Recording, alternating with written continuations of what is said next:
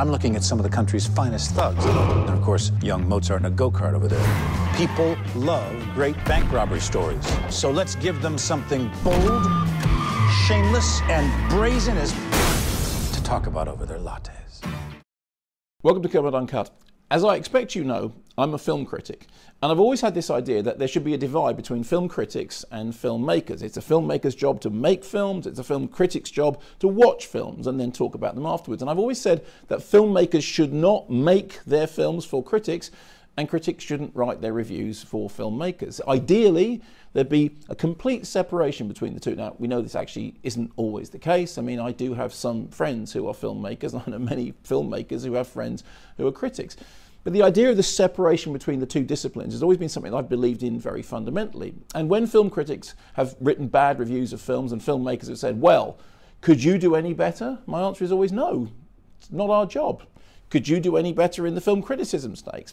Of course, there are a number of filmmakers who have been film critics and the other way around. However, something very interesting has started to happen thanks to the miracle of social media, which is filmmakers being critics on social media without actually crossing a line. I'll give you an example. There's a new movie out in cinemas at the moment, you'll know, Edgar Wright's Baby Driver. I love Baby Driver. I really, really like that movie. I did a front page feature with Edgar Wright for Sight and Sound some time ago when I first saw the film, and it's just out in cinemas, and I reviewed it on the Radio 5 live show I do with Simon Mayo.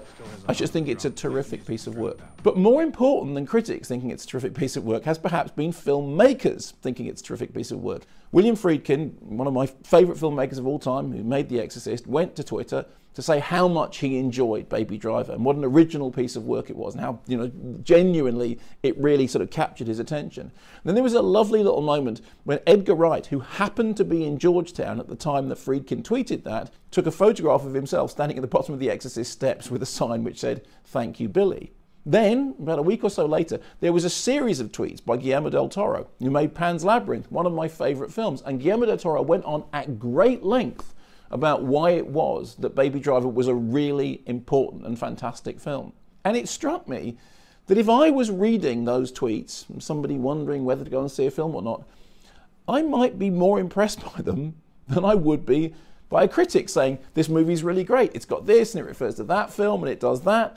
And I started wondering whether, as a film critic, I'm in danger of being surpassed by filmmakers. You see, the weird thing is, filmmakers have a kind of credibility that critics will never have.